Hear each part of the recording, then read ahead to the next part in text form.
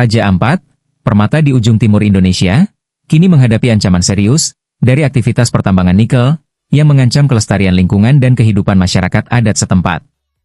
Wilayah yang selama ini dikenal dunia karena keindahan alamnya, yang luar biasa dan kekayaan biodiversitas laut yang tak tertandingi, justru kini berada di ambang kerusakan ekologis akibat kepentingan industri ekstraktif. Apa yang semula menjadi simbol nasional dan kebanggaan rakyat Papua, kini terancam menjadi korban eksploitasi atas nama pembangunan dan kebutuhan energi global. Kekhawatiran masyarakat adat dan aktivis lingkungan memuncak setelah penangkapan sejumlah aktivis Greenpeace bersama pemuda Papua dalam sebuah aksi damai di Jakarta, tepatnya saat berlangsungnya Indonesia Critical Mineral Conference 2025, forum yang diselenggarakan untuk menarik investasi dalam pengelolaan mineral strategis, seperti nikel dan tembaga. Raja Ampat! Raja Ampat! Papua bukan tanah kosong! Raja Ampat! Aksi tersebut dilakukan sebagai bentuk protes terhadap ekspansi pertambangan nikel di Papua, khususnya di kawasan sensitif seperti Raja Ampat. Para aktivis membentangkan spanduk bertuliskan, "Stop tambang di Raja Ampat" dan menyerukan agar pemerintah segera mencabut izin perusahaan-perusahaan tambang yang telah merusak pulau-pulau kecil yang dilindungi. Aksi mereka bukan tanpa alasan.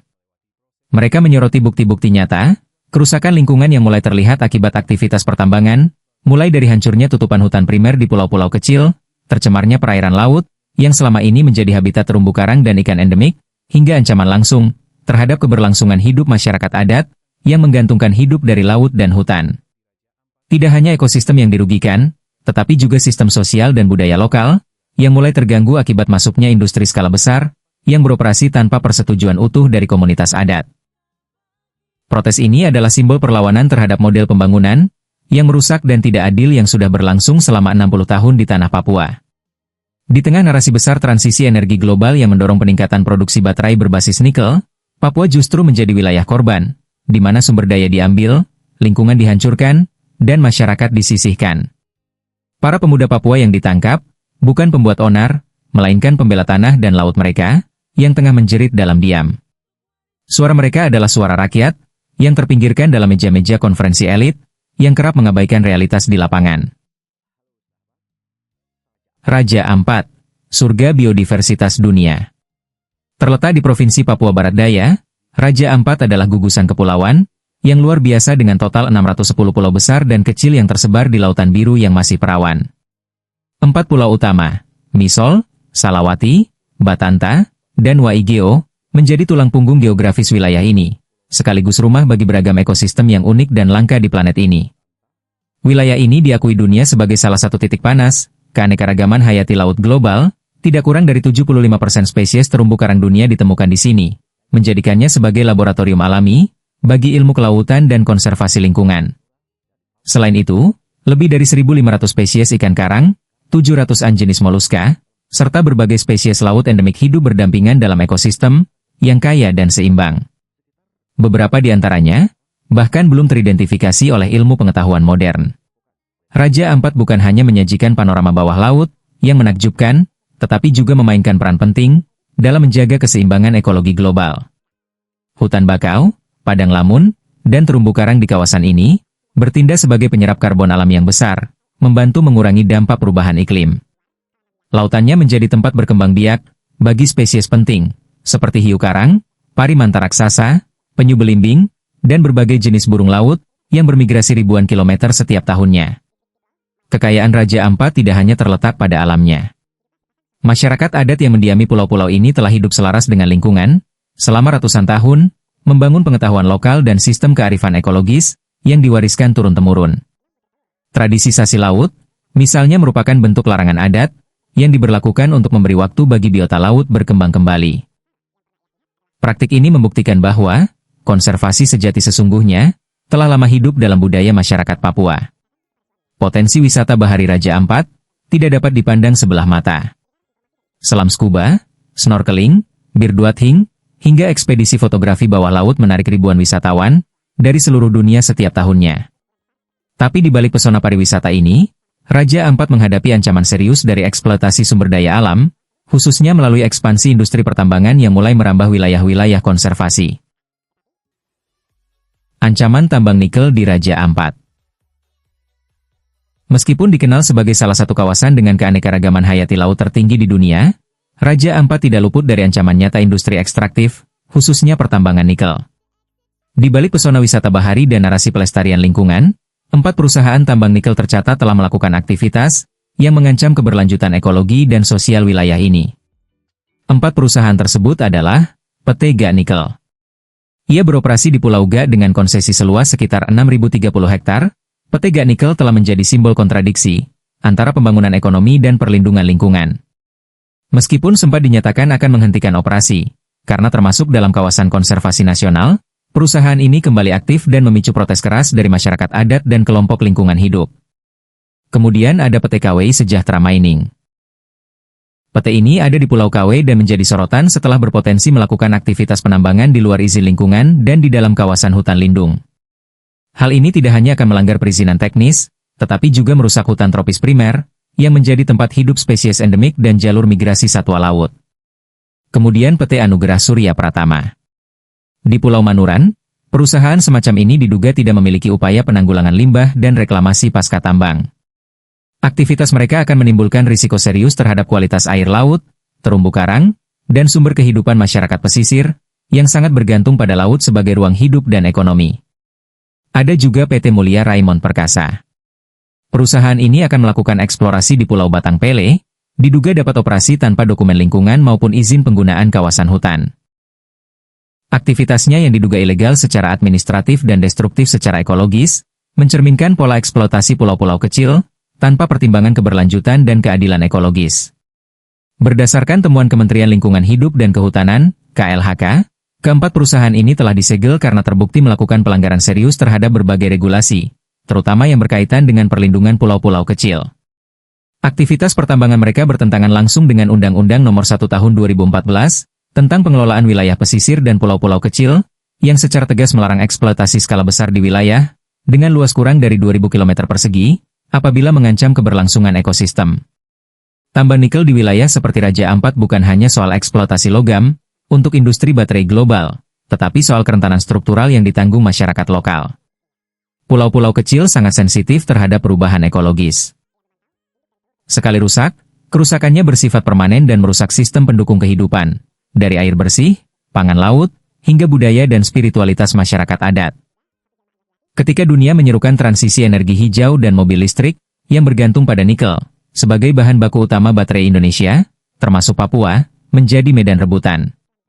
Namun, di tengah euforia nikel sebagai komoditas strategis, Raja Ampat justru terjerumus dalam paradoks, digali demi energi bersih, namun harus mengorbankan ekosistem laut paling kaya di bumi. Masyarakat adat dan aktivis lingkungan telah menyuarakan penolakan dengan lantang. Namun, alih-alih dilindungi, mereka justru menghadapi kriminalisasi, seperti yang terjadi pada para pemuda Papua dan aktivis Greenpeace saat memprotes tambang nikel dalam Indonesia Critical Mineral Conference 2025 di Jakarta. Krisis ini bukan sekadar konflik antara lingkungan dan industri, melainkan juga pertarungan antara hak hidup komunitas lokal dan kepentingan ekonomi global. Raja Ampat kini berada di persimpangan jalan. Apakah akan terus dijaga sebagai warisan dunia dan paru-paru biru dunia, atau akan dikorbankan demi ambisi pertumbuhan ekonomi yang merusak dan tidak adil? Tanggung jawab pemerintah dan respons menteri. Tanggung jawab negara dalam menjaga kelestarian wilayah strategis, seperti Raja Ampat, kembali dipertanyakan setelah mencuatnya pelanggaran lingkungan oleh perusahaan tambang nikel. Menteri Energi dan Sumber Daya Mineral, Bahlil Lahadalia, pada 5 Juni 2025 mengumumkan penghentian sementara operasi PT GA Nikel, menyusul protes keras masyarakat adat dan temuan lapangan yang mengindikasikan kerusakan lingkungan serius. Langkah ini diklaim sebagai bentuk respons pemerintah terhadap keresahan publik, serta bagian dari proses verifikasi faktual. Namun, penghentian ini bersifat sementara dan belum mencerminkan sikap tegas negara terhadap praktik pertambangan yang mencederai pulau-pulau kecil yang secara hukum seharusnya dilindungi. Dalam pernyataannya, Bahlil menyebut bahwa izin usaha pertambangan PT GA Nikel diterbitkan sebelum dirinya menjabat sebagai menteri, dan oleh karena itu, ia tidak memikul tanggung jawab atas proses perizinan awal. Pernyataan ini memicu kritik dari publik dan kalangan pegiat lingkungan, karena justru menimbulkan kesan bahwa kementerian berupaya melepaskan diri dari tanggung jawab institusional. Padahal, amanat konstitusi dan mandat undang-undang mengharuskan pejabat publik bertindak aktif untuk menghentikan dan meninjau kembali izin-izin yang terbukti bermasalah, apapun masa terbitnya. Publik berharap kementerian tidak hanya bersikap reaktif dan administratif, tetapi juga mengambil langkah korektif dan keberpihakan moral pada kelestarian Raja Ampat dan titik eksploitasi lainnya di tanah Papua, sebagai warisan ekologis dunia dan hak hidup masyarakat adat yang bergantung pada alamnya. Bahlil sebagai seseorang hidup dan berkembang di Papua dan kini menjadi menteri. Rakyat Papua berharap agar tidak menjadi anak durhaka bagi Papua, tempat ia tumbuh, berkembang dan kini menjadi besar. Papua dikepung investasi ekstraktif. Ancaman terhadap Raja Ampat mencerminkan pola yang lebih luas dan sistemik di tanah Papua, di mana investasi berbasis ekstraksi sumber daya alam, seperti pertambangan, perkebunan kelapa sawit, dan proyek infrastruktur besar, seringkali dilakukan tanpa persetujuan bebas, didahulukan, dan diinformasikan dari masyarakat adat. Investasi semacam ini umumnya membawa dampak ekologis yang parah, deforestasi, pencemaran sungai, hilangnya keanekaragaman hayati, dan kerusakan tanah adat, yang menjadi sumber kehidupan komunitas lokal. Di Kabupaten Bovendigul dan Merauke, misalnya, proyek tanah merah dan ekspansi perkebunan sawit oleh perusahaan, seperti PT Korindo dan PT Tuna Sawah Erma, telah menyebabkan hilangnya hutan adat, dalam skala besar serta memicu konflik sosial berkepanjangan. Di wilayah Pegunungan Tengah, investasi tambang emas dan eksplorasi mineral lainnya, seperti yang dilakukan oleh PT Freeport Indonesia di Mimika atau ekspansi menuju Blok Wabu di Intan Jaya, telah memperparah ketegangan antara masyarakat lokal, aparat keamanan, dan pihak perusahaan.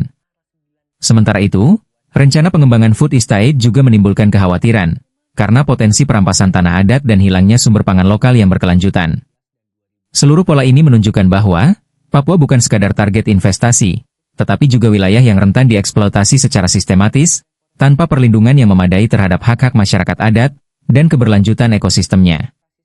Kasus Raja Ampat hanyalah satu dari banyak gambaran nyata, tentang betapa model pembangunan yang eksploitatif dan sentralistik masih mendominasi pendekatan negara terhadap Papua. Cabut izin dan rehabilitasi. Untuk memastikan kelestarian Raja Ampat dan seluruh wilayah Papua, pendekatan tegas dan transformatif perlu segera dilakukan, oleh pemerintah pusat maupun daerah. Pertama, pencabutan izin usaha pertambangan, yang terbukti melanggar hukum lingkungan harus menjadi prioritas.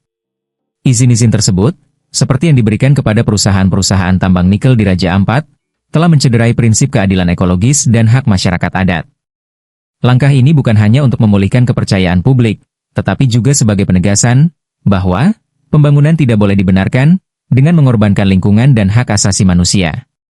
Pemerintah harus bersikap transparan, akuntabel, dan memastikan tidak ada celah bagi perusahaan untuk melanjutkan operasi ilegal di tanah adat Papua. Kedua, setelah izin dicabut, rehabilitasi ekosistem menjadi keharusan. Rehabilitasi bukan hanya sekadar penanaman kembali vegetasi, tetapi melibatkan proses pemulihan, fungsi ekologis pulau-pulau kecil, kawasan pesisir, dan perairan yang rusak akibat tambang. Program ini harus melibatkan partisipasi aktif masyarakat adat, sebagai pemilik wilayah, dan didukung dengan riset ekologis dan pendanaan memadai. Ketiga, perlindungan hak masyarakat adat atas tanah, laut, dan sumber daya alamnya, harus dijamin dalam kebijakan yang mengikat, bukan sekadar retorika. Pengambilan keputusan tentang pembangunan di Papua harus berbasis prinsip free, prior, and informed consent dan menghormati struktur sosial budaya lokal. Keempat, arah pembangunan harus bergeser ke model ekonomi berkelanjutan, seperti penguatan ekowisata berbasis komunitas, perikanan tradisional yang lestari, serta pengembangan usaha kecil, yang mengangkat nilai budaya Papua. Hanya dengan pendekatan yang menyatu antara keadilan lingkungan, perlindungan hak adat, dan ekonomi berkelanjutan, Papua bisa dibangun tanpa harus terus dikorbankan.